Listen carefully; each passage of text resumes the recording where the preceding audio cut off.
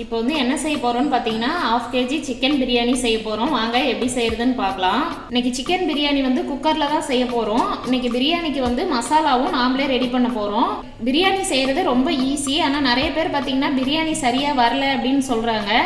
இன்றைக்கி அதே பிரியாணியை ரொம்ப சிம்பிளாகவும் ரொம்ப டேஸ்ட்டாகவும் எப்படி செய்கிறது அப்படிங்கிறத பார்க்கலாம். இப்போ பிரியாணி மசாலாவுக்கு என்னென்ன பொருள் தேவை அப்படின்னு பார்த்துடலாம். 2 ஸ்பூன் மல்லி, ஒரு 5 பட்டை, 8 ஏலக்காய், 15 லவங்கம், 1 ஸ்பூன் சோம்பு, 1/2 ஸ்பூன் சீரகம், 6 வரமிளகாய், 5 மராட்டி மொக்கு, 3 ஸ்டார் பூ, 1/2 ஸ்பூன் மிளகு, ஒரு ஜாதி பத்திரி. இதெல்லாம் தான் வச்சு நம்ம இன்னைக்கு பிரியாணி மசாலா ரெடி பண்ண போகிறோம். இப்போ இது எல்லா மசாலாவும் சேர்த்துட்டு நம்ம வந்து வறுத்து எடுத்துக்கலாம். இப்போ இந்த மசாலாலாம் சேர்த்துட்டு நல்லா ட்ரையாக வறுத்து எடுத்துக்கோங்க. பிரியாணி மசாலா வந்து வறுக்கும் போது ஆயில் சேர்க்காம ட்ரையாகவே வறுத்து எடுத்துக்கலாம். இந்த மசாலா பார்த்தீங்கன்னா நீங்கள் வறுத்துட்டு அரைச்சி பவுடர் பண்ணி நம்ம எப்போல்லாம் பிரியாணி செய்கிறோமோ அப்போல்லாம் நம்ம பிரியாணி மசாலாவை யூஸ் பண்ணிக்கலாம். அனல் வந்து லோ ஃப்ளேமில் வச்சுட்டு வறுத்து எடுத்துக்கோங்க. அப்போ தான் வந்து தீயாமல் இருக்கும். நம்ம வறுக்கும் போதே பார்த்தீங்கன்னா நல்லா ஸ்மெல் வருது. இப்போ வந்து எடுத்துடலாம். இப்போ இந்த மசாலா வந்து ஆற வச்சு நம்ம பவுடர் பண்ணிக்கலாம். இப்போ பிரியாணிக்கு வந்து நம்ம என்னென்ன செலவுகள்லாம் எடுத்து வச்சுருக்கோம் அப்படின்னு பார்க்கலாம். 200 கிராம் பெரிய வெங்காயத்தை நம்ம பொடியாக கட் பண்ணி வச்சுருக்கோம். 1/2 கைப்பிடி அளவுக்கு புதினா, 1/2 கைப்பிடி அளவுக்கு கொத்தமல்லி இலை, 4 பச்சை மிளகாய், 1/2 லெமன், 2 தக்காளி வந்து நம்ம கட் பண்ணி வச்சுருக்கோம். இது வந்து பார்த்தீங்கன்னா ஒரு 150 கிராம் அளவுக்கு தக்காளி இருக்கும். 100 கிராம் அளவுக்கு தயிர் எடுத்து வச்சுருக்கோம். தாளிப்புக்காக 4 லவங்கம், 3 ஏலக்காய், ஒரு துண்டு பட்டை, 1/2 ஸ்பூன் சோம்பு, 1/2 கிலோ சிக்கனை வந்து நல்லா வாஷ் பண்ணி எடுத்து வச்சுருக்கோம். 1/2 கிலோ ரைஸுக்கு 1/2 கிலோ சிக்கன் எடுத்துக்கிறோம் அப்படின்னா கொஞ்சம் சிக்கன் வந்து அதிகமாக இருக்க மாதிரி இருக்கும். அதனால் வந்து இன்றைக்கி நம்ம 1/2 கிலோ சிக்கன் எடுத்துருக்கோம், 1/2 கிலோ ரைஸ் எடுத்துருக்கோம். பிரியாணிக்கு 100 ml ஆயில் சேர்த்துக்கலாம்.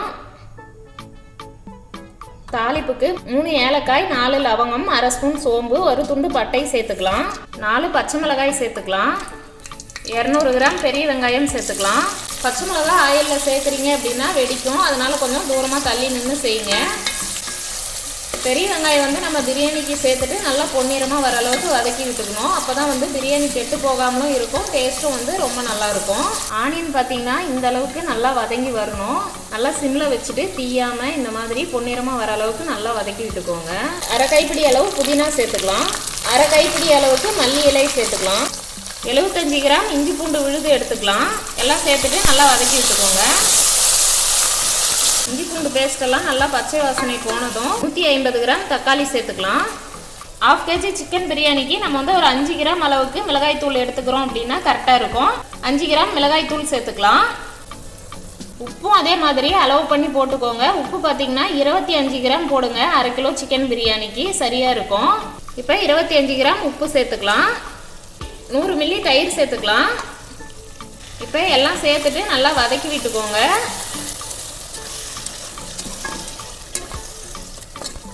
நம்ம வறுத்து வச்சுருந்த பிரியாணி மசாலா வந்து அரைச்சி எடுத்துக்கலாம். ஒரு மிக்ஸி ஜாரில் சேர்த்துட்டு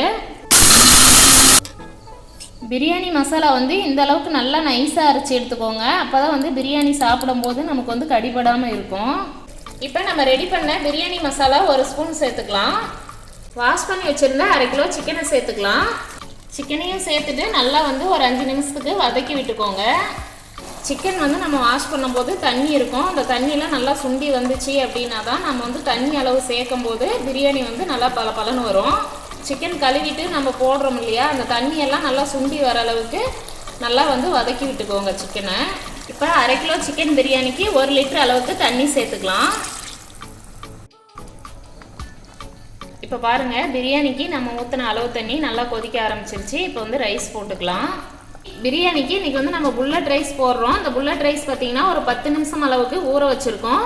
நல்லா ஊற வச்சுட்டு கழுவிட்டு தண்ணி இல்லாமல் சுத்தமாக வடிச்சிட்டு சேர்த்துக்கோங்க. ரைஸை சேர்த்துட்டு ஒரு 1/2 எலுமிச்சம்பழம் புழிஞ்சு விட்டுக்கலாம். புழிஞ்சு விட்டுட்டு நம்ம வந்து நல்லா வந்து ரைஸை கிண்டி விட்டுக்கலாம். ரைஸ் போட்டுட்டு நல்லா கிண்டி விட்டதும் நம்ம வந்து குக்கர் மூடி போட்டுடலாம். குக்கர் வந்து மூடி போட்டதுக்கப்புறமா நம்ம 2 விசில் விட்டு எடுத்துக்கலாம். 2 விசில் வந்துருச்சு. இப்போ அடுப்பை ஆஃப் பண்ணிக்கலாம். இப்போ வந்து சுத்தமாக ஹேர் போன உடனே நம்ம குக்கரை வந்து ஓப்பன் பண்ணி எடுத்துக்கலாம். பிரியாணி வந்து சூப்பராக ரெடி ஆயிருச்சு. இப்போ மேலே வந்து கொஞ்சமாக நெய் சேர்த்துக்கலாம். நெய் வந்து நீங்கள் விருப்பப்பட்டால் சேர்த்துக்கோங்க, அப்படி இல்லை அப்படின்னா நீங்கள் நெய் வந்து அவாய்ட் பண்ணிக்கோங்க. பிரியாணி வந்து விசில் வந்ததுக்கு அப்புறமா ஒரு 5 நிமிஷம் வந்து அப்படியே தம் ஆகட்டும். அப்போ தான் வந்து பிரியாணி இந்த தண்ணியெல்லாம் நல்லா ட்ரை ஆகி இருக்கும். பிரியாணி வந்து நீங்களும் இதே அளவுகளோட வீட்டில் செஞ்சு பாருங்கள்.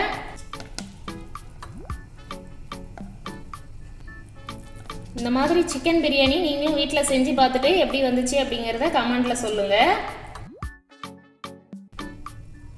அடுத்த வீடியோவில் சந்திக்கலாம்.